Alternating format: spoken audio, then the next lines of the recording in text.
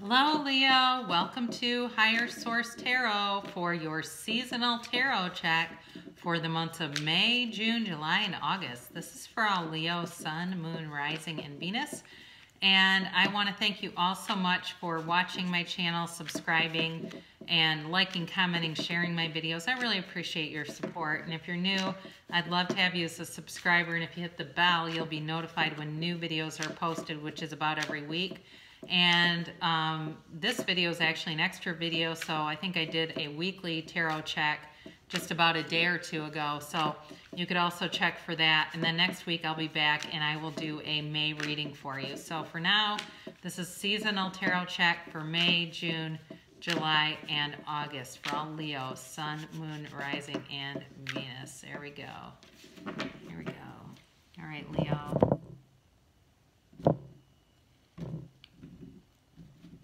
And we're going month by month here. So we start off with May, and we have the Chariot, the Six of Wands, the Seven of Wands, and the Two of Swords. We go into June, and we have the Hanged Man, the Nine of Wands, the Hierophant, and the Ten of Swords. July, we have the Star, the Two of Pentacles, the Eight of Swords, and the Hermit. And then into August, you have the Six of Pentacles, Wheel of Fortune, Ace of Wands, and the Two of Wands here. So I do think that you have a bit of mixed energy here all the way throughout the first couple of months. You have, just to take a look at these cards, don't know if there's definitely strong fire energy, which is certainly representative of you, but you also could be dealing with an Aries or a Sagittarius.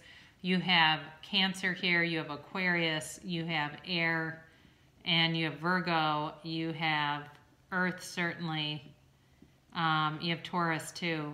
But yeah, so, you start off May moving forward, and I actually think you get off to a really nice start in May. You have this Chariot card, and this is certainly about goal attainment.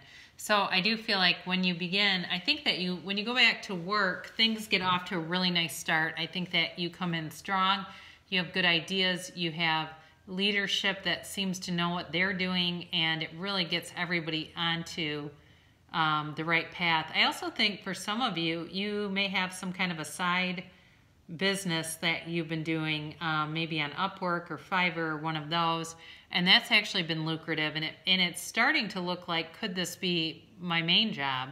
I think for some of you, you've got some kind of an extra, just feels like a monetary path that's been carved out for you. So you definitely are feeling confident with the Six of Wands here. I think that for some of you, you definitely were able to contain some of your nutrition and exercise and things like that so that you didn't get completely off the rails during this quarantine time. And that's helped tremendously. I just think it's sort of like this big breath of fresh air. Again, with the Chariot and the Six of Wands, this is definitely about victory and attaining goals.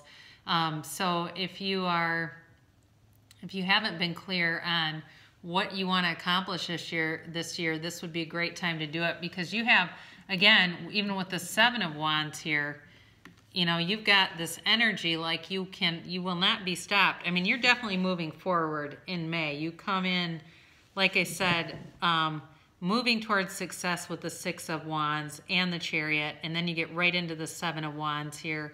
And this is like, despite any problems, you can weather any storm. So be aware of the challenges, but know that you are creative enough to move around them.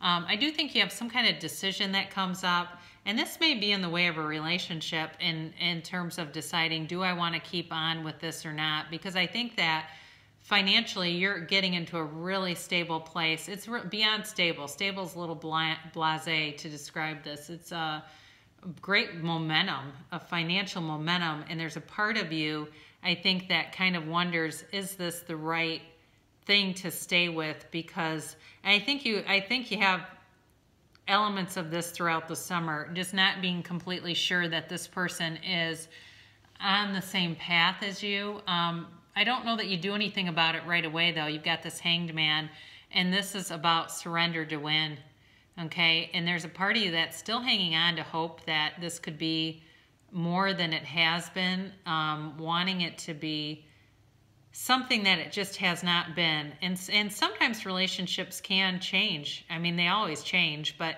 sometimes when we are able to communicate and identify that, we're able to, you know, we're able to reconnect. I wouldn't say to anybody, just get rid of a relationship, especially a marriage. You know, if and until you are on completely flat ground and you can say, we have tried everything in our power to resolve this, you are not ready for a divorce, okay? There needs to be more exploration, and I think, you know, when you make a commitment of that level, you have to give some time and try to figure things out. I definitely do feel like this is about a higher level of commitment. Certainly, like I said, could be a marriage with the Hierophant here too.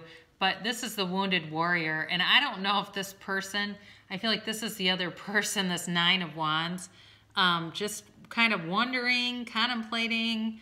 You know, they're not surrendering either. You've got with the Seven of Wands and then this Nine of Wands. Neither one of these guys will give up. Even though this one's had, you know, the crap kicked out of him, he still keeps pushing. He's patient, you know, but this also too, this card suggests that there's delays in some things. So I think we're all kind of feeling the fallout of delays of things. But I definitely feel like there's some feeling of kind of ambiguous, like I'm just not sure what to do with this. I don't know. But, you know, love never dies. And if there was love there once, it's possible that it can be rekindled. So you've got this Hierophant here, and this is a 5. It's change. But it's also about a higher level of commitment. Now, for some of you, you may start to think about, or are going to consider enrolling in some online classes. Things are changing in terms of educational delivery. I think doors are opening for people that are working professionals and have thought about doing it, but just felt like it's too constrictive, it's too restrictive, and it's just too much. I think there's some new opportunities that are going to come up that very well could lead you to a second endorsement or some kind of certification. But again, I also feel like you're dealing with a higher level of commitment, and I think it's a bit tedious. It's just draining. And this, you've got this 10 of Swords. You're really going to have to make a concerted effort to, and I think it's possible, I think by August, but you got to like really kind of get that second wind. It's like June doesn't offer a ton of movement. It's like you get off to this hot start in May, which I think is more work related. And then in June, you kind of look around at your relationship and go, what the hell happened there? But by July, you've got the Star here, and this is about renewal. It is about feeling re-energized, renewed. It's also about self-care. This is Aquarius energy. So certainly if you're dealing with an Aquarius, could be related to them. But it's the Goddess of Truth, you know. This is a time where you're going to experience some calmness, some patience, and you may, like I said with this relationship, you may find a therapist or be in some kind of counseling for this, because this is also a card about, it's wish fulfillment, but it is also about healing and self-care. So that's certainly possible. I think, though, this relationship could definitely get a rebirth. You have this Two of Pentacles, and you have it with the Eight of Swords next, and I feel like there's a little bit of analysis paralysis. There is something keeping you, whether it's just a long-term, and it's a long-term commitment, so it's the length of time that you've been in this, or there's something more here, like kids are involved. I don't necessarily feel that, but it's something like that, where there's definitely a commitment beyond just the two of you, and it's causing this sort of, I'm not sure what to do here, and it's weighing on you. You know, with this Eight of Swords, it's a self-imposed prison, though. You know, you may feel kind of trapped and bound and just second-guessing yourself. But there's a way out of this. You have to look at it from a different angle, and that's why the Hanged Man shows up here, too. That's your advice on this. You have got to look at things differently. And I like the Aquarius energy in this reading because that's one of their gifts. They are very good at looking at things out of the box, outside of the box. So that's your advice there. You've got to somehow, what I almost think it's like you've got to stop looking at it and just act. Start moving forward. But you do have another slow-moving card here, and that's the Hermit. It's Virgo energy. And the Hermit's a wonderful guide. The Hermit is a 9, so you're coming up to the conclusion of a cycle, but not quite yet. You know, the main thing about this is it is advice to go within and to be still, but to just take a break. I feel like this is also a card of clarity. He's got that lantern that he holds to, you know, be your candle in the night. And once this is all done, you're going to have real clarity. And it may be part of it is just juggling a lot of changes at once. Like I said, there's a pretty significant change at work. This other partnership has had a lot of changes in it too, and that makes things difficult. So by August, balance is being restored. You've got Libra energy here. You've also got Earth. And with these scales of balance, again, I think your money's solid. I really do. I think it's more the relationship where there's just uncertainty about what to do and where to turn. But again, by August, we've got more balance here. And, you know, with the Six of Pentacles, it really is about balance in the relationship too. So there's a give and take here, you know, it's about giving and receiving. The other thing about this is don't let your pride get in the way if somebody offers you something, to just accept it because that's a gift from the universe, and so is represented by the Wheel of Fortune. Okay, this is definitely the completion of a cycle, and new energy is coming in. It's great because you have the Wheel of Fortune, then you have the Ace of Wands. So talk about completion of a cycle and then new.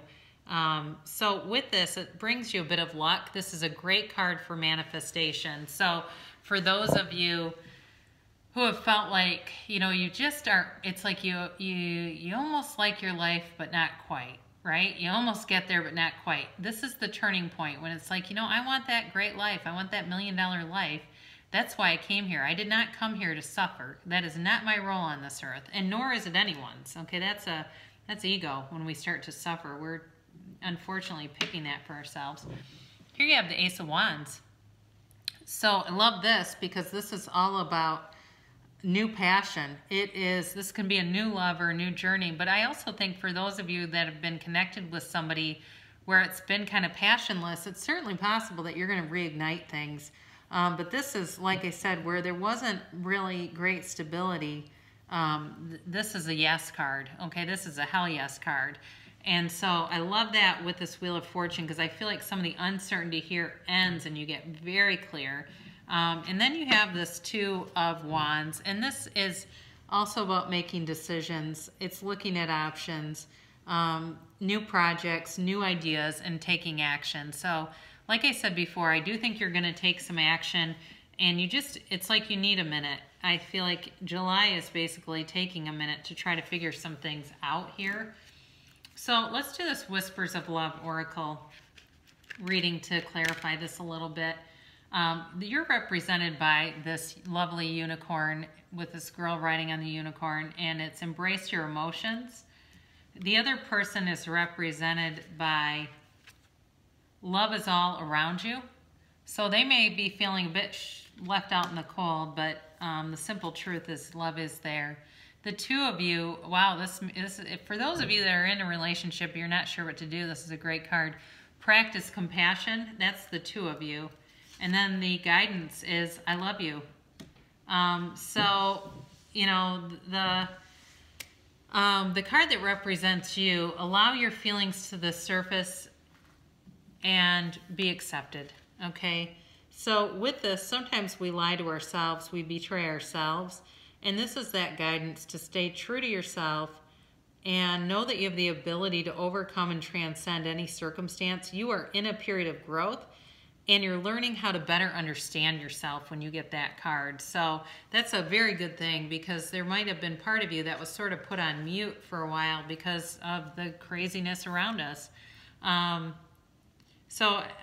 Again, this card is for the other person, and you know, her arms are out wide, and it's just a reminder to keep an open heart and an open mind. So this person needs to be more, like I said, more open. They may be looking at negativity around them and have gotten just too focused on it, and they're cutting things out that would be really a beautiful energy if they just allow it. So the two of you, I mentioned before, you have practice compassion, see things from a fresh perspective. And in this card, it's just telling you to pay attention and give support and love where needed. You know, so looking around at ways that you can help, even getting outside of yourselves, like doing some kind of volunteering or some kind of making some kind of contribution that has nothing to do with the two of you would be really great to do at this time. And then the final card here, I love you. It says that these are passionate words on the bottom of the card here, powerful words. And isn't that the truth? I mean, we definitely have power in our words. So this is the chakra of relationships, feelings, emotions, and identity. So clear and balance your sacral chakra is the guidance here, okay? To be open and to be able to give away your love and express your love freely. And just let that emanate out from you. And like I said, one great way to do that is to get outside of yourselves and do something for someone else, okay? So I will be back with a May reading. I might do a weekly, but I don't know yet if I'll have time for that. But I love you so much, Leo, and I'm so glad that you've been joining me, and I will be back again in about a week.